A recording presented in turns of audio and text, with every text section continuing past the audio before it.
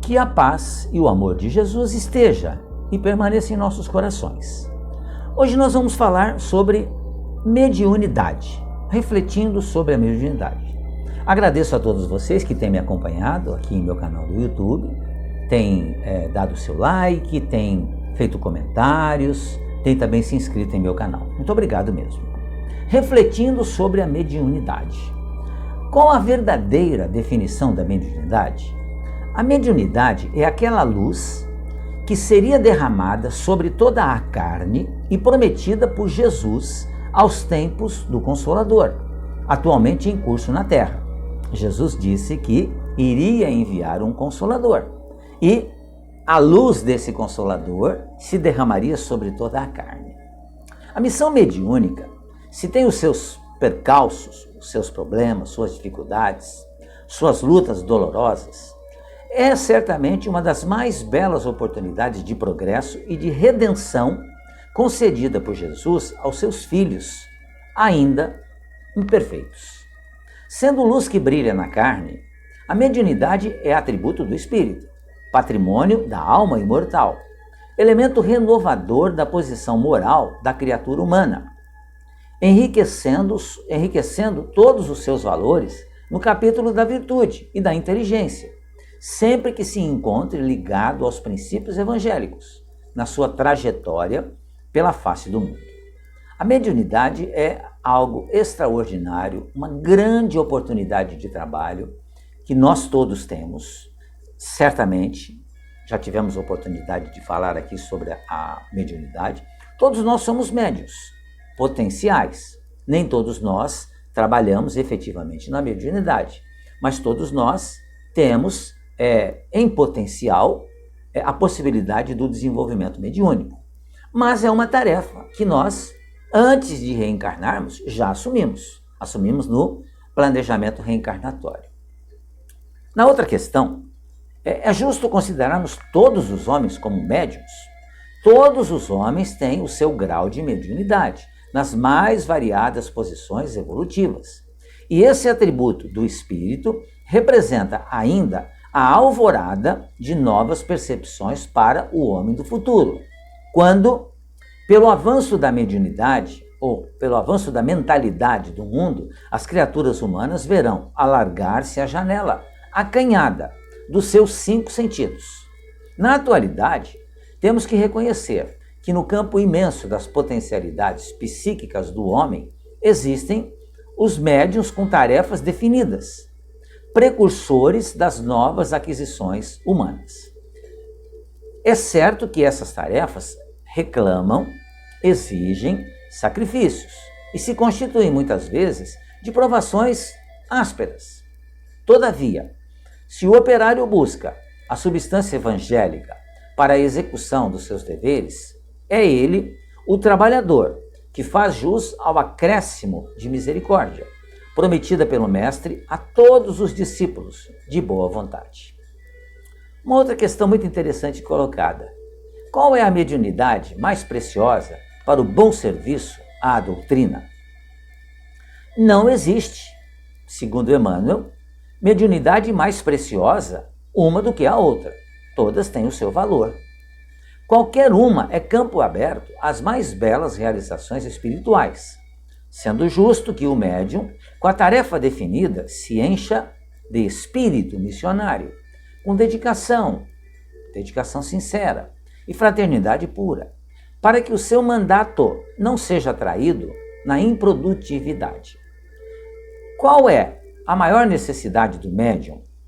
A primeira necessidade do médium é evangelizar-se a si mesmo, antes de se entregar às grandes tarefas doutrinárias, pois de outro modo poderá esbarrar sempre com o fantasma do personalismo em detrimento de sua missão. A mediunidade pode ser retirada em determinadas circunstâncias da vida. Os atributos medianímicos são como talentos do Evangelho. Se o patrimônio divino é desviado dos seus fins, o mau servo torna-se indigno de confiança do Senhor da seara, da verdade e do amor. Multiplicados no bem, os talentos mediúnicos crescerão para Jesus, sob as bênçãos divinas. Todavia, se sofrem os insultos do egoísmo, do orgulho, da vaidade ou da exploração inferior, podem deixar o intermediário do invisível entre as sombras pesadas do estacionamento, nas mais dolorosas perspectivas de expiação, em vista do acréscimo de seus débitos irrefletidos. O Emmanuel, nessas considerações, ele nos traz de forma muito clara que a mediunidade é, sem dúvida nenhuma, um trabalho a mais que nós, espíritos encarnados, recebemos de Deus. É um mediunato, é uma tarefa importante, mas que não torna o médium um espírito melhor do que o outro. Ele apenas recebe mais esse trabalho. Como diz anteriormente aqui, potencialmente todos somos médiuns, mas nem todos trabalhamos efetivamente na mediunidade. Mas aquele que tem o trabalho de trabalhar na mediunidade, seja através da psicografia, da psicofonia, ele, sem dúvida nenhuma, necessita estudar, preparar-se adequadamente para que ele possa usar todo o potencial que ele tem, que ele possui, e que o seu corpo físico foi devidamente preparado no planejamento reencarnatório antes de reencarnar-se, para que ele usasse, então, para que ele pudesse, em usando a mediunidade, servisse de intermediário entre o plano físico, material, e o plano espiritual. Porque o médium é o intermediário entre esses dois planos. E ele exerce, sem dúvida nenhuma, uma tarefa das mais importantes, mas não o torna melhor. Porque nós aprendemos o seguinte: quanto mais sabemos, quanto mais aprendemos, quanto mais o nosso trabalho abrange uma quantidade maior de pessoas, maior também é a nossa responsabilidade. Então, o médium que realmente queira utilizar-se da sua faculdade mediúnica, ele deve vencer muitas barreiras, porque muitas barreiras vão aparecer à sua frente, mesmo porque a mediunidade, ela não é dos espíritas. Todos nós, espíritos encarnados, podemos desenvolver a mediunidade. Somos médios em potenciais. Mas é somente no espiritismo que nós estudamos com profundidade e fazemos também, então, nas reuniões mediúnicas, exatamente esse enlaçamento entre o plano espiritual e o plano material, onde os espíritos vêm trazer para nós, então, informações importantes e valiosas, onde são trazidos também para nós, através da mediunidade, espíritos, irmãos nossos em sofrimentos, que necessitam de passar por uma reunião mediúnica para que possam ser mais bem ajudados. Então, a mediunidade, ela é algo extremamente sério, importante e que devemos, sem dúvida nenhuma, trabalhar no sentido de, se formos médiuns e se trabalharmos na mediunidade, precisamos ter conhecimento e dedicação, muita dedicação.